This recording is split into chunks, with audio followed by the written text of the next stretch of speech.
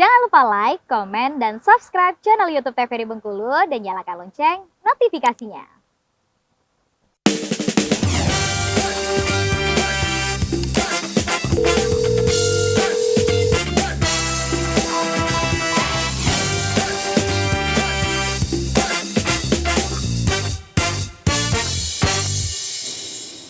Sahabat sehat, terima kasih Anda masih bersama kami dalam Dokter Kito Bersama Kita Sehat dengan tema kita hari ini dislipidemia dan juga masih bersama dengan saya dua narasumber kita. Saya juga ingin kembali mengingatkan kepada pemirsa bagi yang ingin bertanya boleh langsung saja hubungi ke nomor WhatsApp 0851 7676 4648. Baik pemirsa, ada banyak pertanyaan ini. Pertama kita tanya dulu Dokter Sony ya, karena tadi mengingat Dokter Sony menyampaikan bahwa ketika sudah terkendali sudah bisa dihentikan pengobatannya. Namun jika masih terus dilakukan pengobatan sampai dirasa benar-benar sembuh. Nah, bagaimana sih kira-kira untuk pemirsa di rumah dan siapapun yang terkena penyakit ini untuk mengetahui jadwal-jadwal kontrol kepada dokter itu kapan saja untuk mengetahui apakah dia sudah boleh berhenti minum obat atau belum?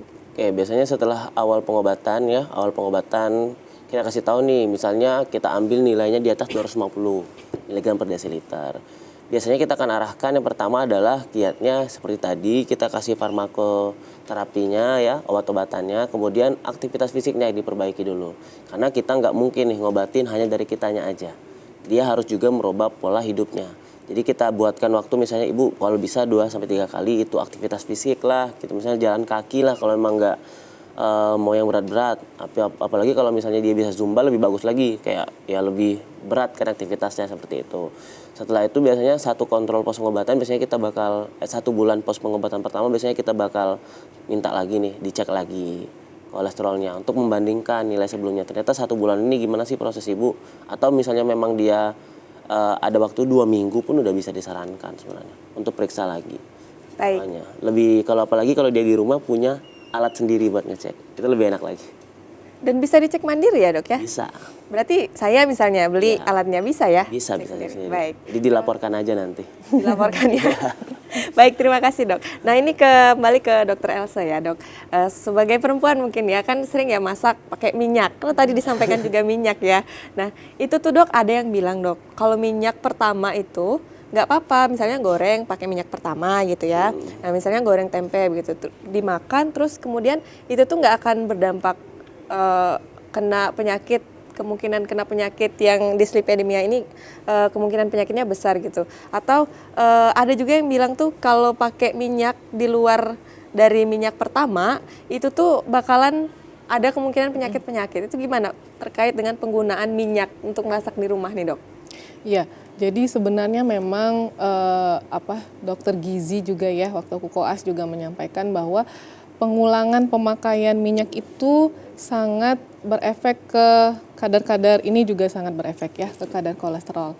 Karena proses kita itu pemakaian minyak yang berkurang, dia akan akan berubah lah misalnya ya, berubah dari manfaat yang penting dari minyak itu tadi. Karena sebenarnya kan minyak itu juga sumber lemak ya, sumber lemak, tetapi karena pemakaian yang berkurang, dianya itu akan berubah menjadi lemak yang jahat itu tadi ya, lemak yang jahat juga, terus juga tidak baik bagi kesehatan. Jadi memang betul, jadi disarankan untuk tidak memakai minyak berulang atau masak dengan minyak yang berulang. Karena mungkin udah banyak yang tahu kalau jajan-jajanan di luar sebaiknya juga dihindari ya, termasuk yang goreng-gorengan dan sebagainya seperti itu.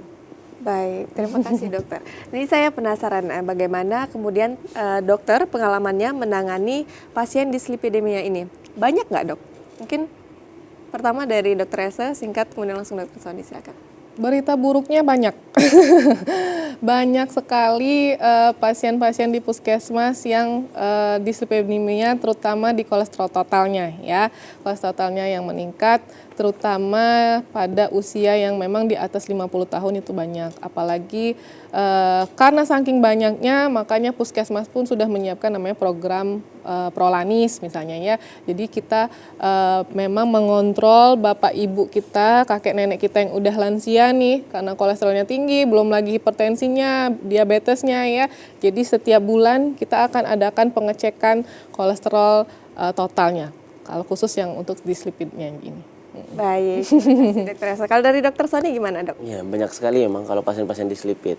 Dan lebih parahnya lagi biasanya nggak dislipid aja sih, dia barengan sama hipertensi, obesitas. Jadi udah kalau secara keseluruhan jadi sindrom metabolik, bukan dislipid lagi. Benar-benar udah ke gangguan di metabolismenya akhirnya. Lebih Baik. parah. Sebelum kita mengakhiri ini, karena semua tahu ya, ini Dokter Sony kan sering sekali melakukan olahraga lari terutama ya, ini kan berkaitan dengan olahraga yang disarankan oleh Dokter Elsa. Mungkin tipsnya nih dok sedikit untuk lari atau pola hidup sehat berolahraga kepada pemirsa itu seperti apa idealnya dok? Kalau misalnya lari sebenarnya harus disering-seringkan ya, terutama pagi ya sebelum aktivitas. Biasanya habis sholat subuh saya udah mulai lari tuh. 30 sampai 45 menit, intensitas rendah aja nggak apa-apa sih, lebih bagus ya. Karena itu ternyata secara penelitian nih, kalau 45 menit kita beraktivitas, 30 sampai 45 menit itu efektivitas menurunkan lemak di daerah sekitar perut atau untuk mengurangi kejadian obesitas sentral. Itu lebih bagusnya. Baik, terima kasih banyak Dokter Sony, terima kasih banyak Dokter Elsa, pemirsa di rumah. Akhirnya saya Julia Hartanti mewakili seluruh kerabat kerja yang bertugas pamit undur diri. Terima kasih banyak atas perhatian Anda dan sampai jumpa.